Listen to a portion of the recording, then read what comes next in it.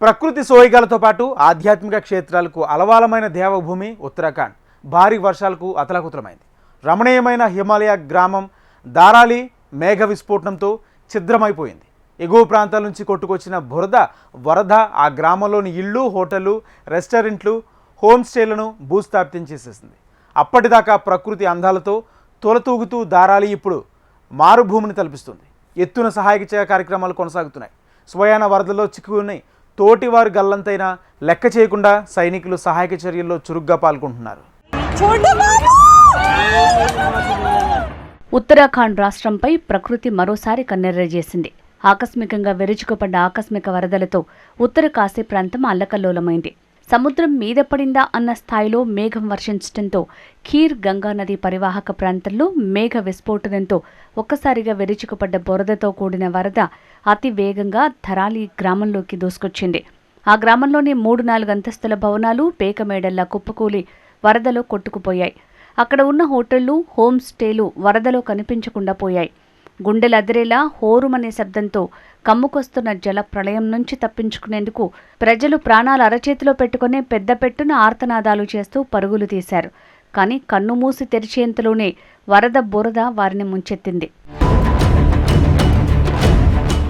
ఆకస్మిక వరద కారణంగా ధరాలి గ్రామం పూర్తిగా నీట మునగడంతో గంగోత్రికి రోడ్డు సంబంధాలు తెగిపోయాయి. 60 నుంచి 70 మంది ఈ వరదల్లో చిక్కుకుపోయారు.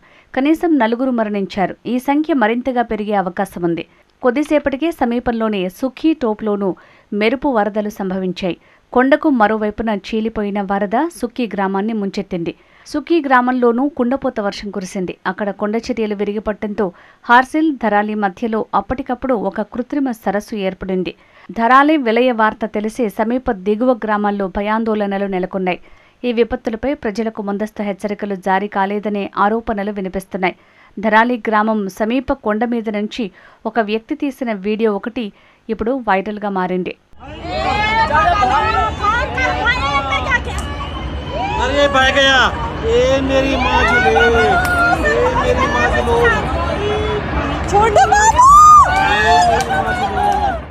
ధరాలి గ్రామాన్ని జల ప్రవాహం ముంచెత్తిందనే సమాచారం తెలుసుకున్న 10 నిమిషాల వ్యవధిలోనే సైన్యం అక్కడికి చేరుకుని సహాయక చర్యలు చేపట్టింది. స్థానిక పోలీసులు, ఎస్డీఆర్ఎఫ్, ఎన్డీఆర్ఎఫ్ సిబ్బంది కూడా సహాయక చర్యల్లో పాల్గొన్నారు. గ్రామం మొత్తం బురద నీటితో నిండిపోవడంతో సహాయక చర్యలకు తీవ్రంగా శ్రమించాల్సి వస్తోంది. మీటర్ల మేర పేరుకుపోయిన బురదను తొలగించి బాధితులను బయటికి తీసుకురావడం కత్తిమీద సాములా మారింది.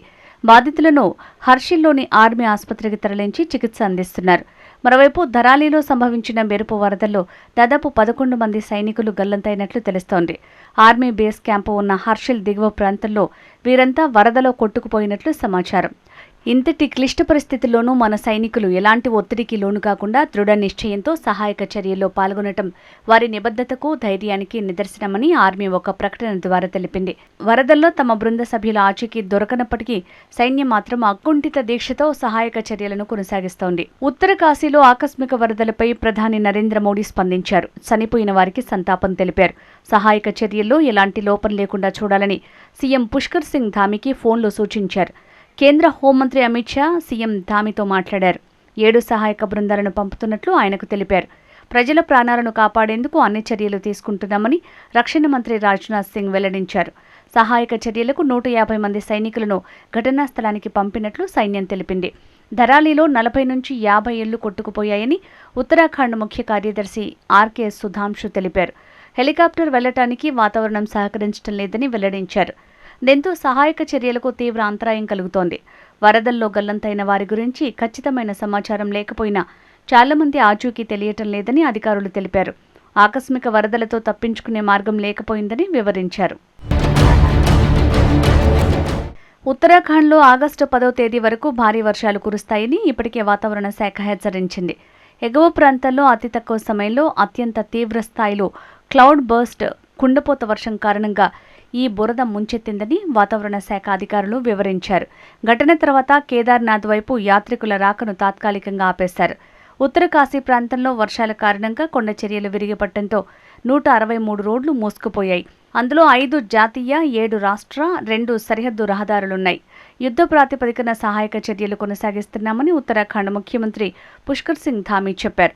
కుండపోతగా వర్షం కురుస్తుండటంతో సహాయక చర్యలకు తీవ్ర ఆటంకం తలెత్తుతోంది. మరోవైపు ఆకస్మిక వరదలకు గల కారణాలపై అధికారులు ఆరా తీస్తున్నారు. ఉత్తరాఖండ్లో గంగోత్రికి వెళ్లే మార్గంలో ధరాలి గ్రామం ఉంది. సముద్ర మట్టానికి దాదాపు 2680 మీటర్ల ఎత్తున ఉత్తరాఖండ్లో మారుమూలన ఉన్న అత్యంత రమ్యమైన ప్రదేశాల్లో ఒకటి. దీని సమీపం నుంచే భాగీరథి నది ప్రవహిస్తోంది.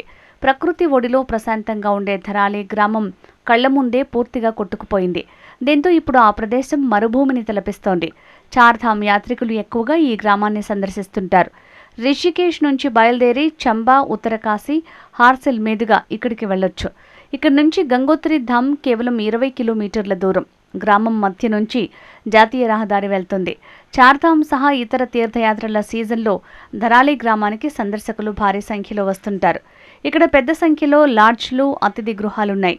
తక్కువ ధరలకే వసతి లభిస్తుండటంతో యాత్రికులు వీటివైపు మొగ్గు చూపుతారు.